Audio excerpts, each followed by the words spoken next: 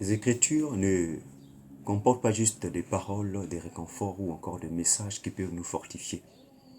Mais dans les Écritures, nous trouvons aussi les histoires des hommes qui sont de même nature que nous, qui ont vécu des temps difficiles ou des tribulations ou des moments, des souffrances atroces que nous, si on pouvait être exposé à ces choses-là, on pouvait se lamenter très vite. Ce n'est pas à dire que ces personnes qui ont vécu ces choses sont des surhommes, mais eux aussi, dans leurs soucis, dans leurs souffrances, ils ont dû exprimer des lamentations ou des questionnements, pouvant même arriver à dire, mais où est Dieu et où est vraiment sa providence et sa main toute puissante dans ma vie. Eh bien, pour cette semaine, je voudrais aborder un sujet avec vous que j'ai intitulé « Ne renoncez jamais à votre foi ». Ne renoncez jamais à votre foi. Ça sera une série d'enseignements et aujourd'hui nous allons commencer sur un texte qui se trouve dans 1 Pierre chapitre 5, on va commencer au verset 8. Donc je disais c'est une série d'enseignements, on va commencer d'abord à planter ou encore à introduire sur ce sujet que j'ai intitulé « Ne renoncez jamais à votre foi ». On va lire 1 Pierre chapitre 5, le verset 8. Lisons la parole du Seigneur. Soyez sobres, veillez. Votre adversaire, le diable, rôde comme un lion rugissant, cherchant qui il dévorera. Amen. Et alors, quand on regarde ce texte-là, eh bien, d'abord, nous devons savoir que l'épître de Pierre, c'est l'épître qui a été écrite dans une période où des tensions sur le plan religieux se présentent. Des tensions sur divers courants de foi se présentent. Mais ces anciens apôtres ou encore des pères apostoliques comme par exemple les Pierre, les Jean, les Paul, sont des personnes qui devaient remettre de l'ordre avant de pouvoir être enlevés ou se retourner auprès du Seigneur. Eh bien, l'apôtre Pierre va écrire ou encore va dicter des messages qui sont importants afin que le peuple de Dieu reste avec des richesses énormes dans sa marche avec Dieu. Alors, quand on lit cette écriture, on se rend compte que nous sommes comme dans un contexte de tribulation ou de souffrance. Et lorsque Pierre dit ces paroles de révélation, il mentionne en même temps en disant que les chrétiens ou encore les croyants ont pour adversaire le diable. Il ne dit pas que les croyants en Christ ou encore les chrétiens ont pour ennemis les hommes qui sont leurs semblables. Mais dans ce texte, il précise clairement que votre adversaire, le diable. Déjà, on voit clairement que notre adversaire n'est pas notre frère ou notre sœur, même si on peut avoir des divergences avec lui, ça ne fait pas de lui notre adversaire. Mais il est précisé en ces termes qu'avec bien des détails que le diable, c'est lui qui est notre adversaire. Alors lorsqu'il commence à parler, il dit « Soyez sobres, veillez ». Quand on regarde bien la construction de la phrase, eh bien on se rend compte qu'il utilise un verbe à l'impératif. Donc il est question ici d'un ordre ou encore d'une implication constante ou d'une implication qui serait très sérieuse. Il dit « Soyez sobres » et veillez.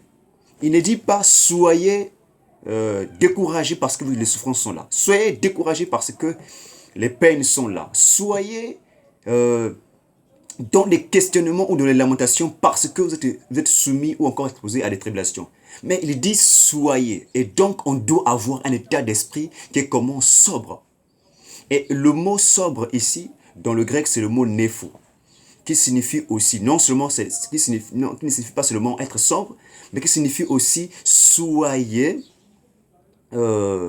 excusez-moi, ça signifie aussi soyez concentré en esprit. Soyez calme et construit en esprit. C'est ça le mot. Nepho, qui signifie aussi soyez calme et concentré en esprit. Donc, autrement dit, l'apôtre Pierre nous exhorte à être comment? À être calme et être concentré en esprit. Parfois, les tribulations, quand ça intervient, parfois quand les souffrances agissent, on est très tiraillé. Notre âme est emportée, soit par des questionnements, et on finit par se lamenter et à être comment aigri. On commence à se dire, mais où est Dieu? Pourquoi Dieu n'intervient pas dans cette situation? Et nous prenons Dieu comme un interrupteur automatique. Donc lorsque le mal arrive, forcément il doit intervenir en immédiat. Non, Dieu n'agit pas comme ça. C'est déjà une fausse conception et une mauvaise mentalité en tant que croyant dans le Seigneur Jésus-Christ, de croire que lorsque la tribulation arrive, lorsque les souffrances arrivent, forcément Dieu doit agir. Or, Dieu peut permettre les tribulations-là pour faire quoi? Pour nous bâtir, pour nous faire, pour nous perfectionner. Parce que la suite serait tellement glorieuse. Il veut avoir des enfants, des fils et des filles qui sont conformes à Christ, qui passent par l'épreuve du feu, mais qui en sortent victorieux parce que sa main est toujours là à leur rendez-vous. Il dit clairement, soyez sobre. En d'autres mots, soyez calme et concentré en esprit. Lorsque les tribulations arrivent, lorsque les souffrances interviennent, lorsque les souffrances nous envahissent parfois, viennent pour nous accabler, et la parole nous recommande d'être concentré. Calme d'abord, et ensuite être concentré en esprit. J'ai dit il n'y a pas très longtemps, le thème de notre série d'enseignement, c'est ne renoncez pas à votre foi. Parce que certains aussi, quand les tribulations arrivent, ça devient tellement douloureuse, les choses deviennent tellement il y a une tension très forte. On n'arrive plus à respirer, l'oppression est là, la souffrance est là. Nous enrage, l'âme est vraiment torturée. Et par conséquent, on devient tiraillé. Et la suite c'est quoi? On renonce à la foi. On renonce à notre foi envers Dieu. Et ceux qui nous voyaient, déjà on devient par notre façon de faire un scandale pour eux. Et comme a dit le Seigneur Jésus-Christ, qui est celui qui veut construire une maison? Ça c'est pas d'abord pour évaluer les dépenses ou les charges qui sont rattachées à cette maison, avant qu'il se lance dans les travaux. Et lorsqu'il se rend compte que les charges par rapport au financement qu'il a en possession ne correspondent pas, il va faire preuve de sagesse, de faire quoi? De ne pas s'engager. De même aussi, si on vous a instruit dans votre foi que lorsqu'on est chrétien, lorsqu'on est croyant en Christ, il n'y a pas de souffrance. Et lorsque on a des souffrances, automatiquement Dieu doit intervenir. C'est déjà une fausse manière d'enseignement. Ce n'est pas une bonne doctrine. Vous devez savoir que les souffrances vont toujours agir. Parce que notre adversaire, le diable, qu'est-ce qu'il fait? Pierre dit ceci, qu'il rôde tout autour. Il rôde. En d'autres mots, le mot rôder ici, c'est le mot peripitao en grec, qui veut dire il marche. Donc lorsqu'il marche, il est en train de former, il est en train d'utiliser, il est en train de chercher une occasion, une bonne occasion pour faire quoi? Pour utiliser ses techniques, ses tactiques à lui, pour pouvoir nous prendre et nous emmener loin du Seigneur. Pour que nous puissions renoncer à notre foi dans le Seigneur. Et qu'est-ce qu'il fait? Il rôde comme qui? Comme un lion rugissant. Et vous savez que lorsque un lion est devant une proie, il ne fait pas l'amusement, il ne joue pas. Il n'est pas là pour venir jouer, pour faire des câlins avec une proie. Lorsque le lion se présente devant une proie, il se jette, il jette sur la proie, et pour faire quoi? C'est pour dévorer la proie. Et c'est ce que le diable aussi fait. Donc Pierre utilise une métaphore. Il dit que le diable rôde. Il rôde comme qui? Comme un lion qui rugit. Et lorsqu'il rugit, qu'est-ce qu'il fait? Eh bien, il cherche. Qui cherche? Le diable cherche qui il va dévorer. Mais qu'est-ce qu'il va il va dévorer qui? En amont, il est dit, votre adversaire, le diable. Donc, le diable se met à l'œuvre pour dévorer les enfants de Dieu.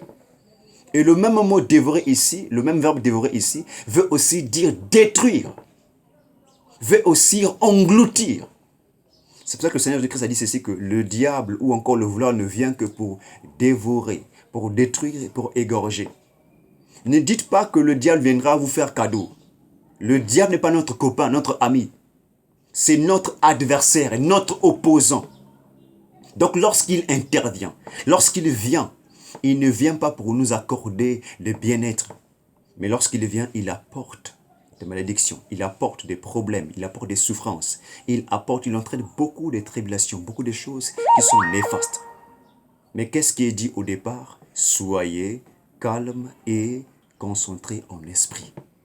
La première position que nous devons prendre lorsqu'il est question de ne pas renoncer à notre foi, c'est de rester calme et concentré en esprit.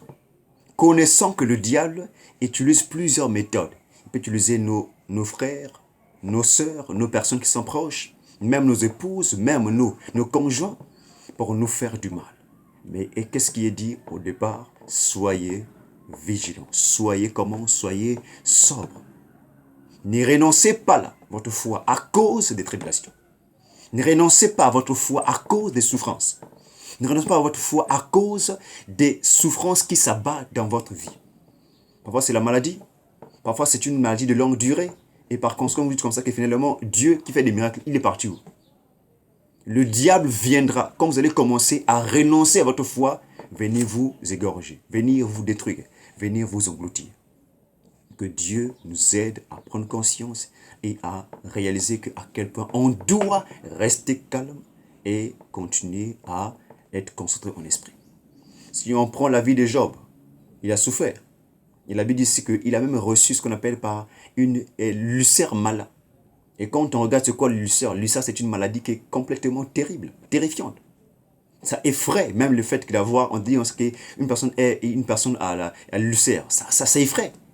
Parce que ça donne des froncles, il y a des bibons qui sortent de le corps. Et quand ça explose, ça crée des pus et non seulement, et ça finit par laisser les plaies.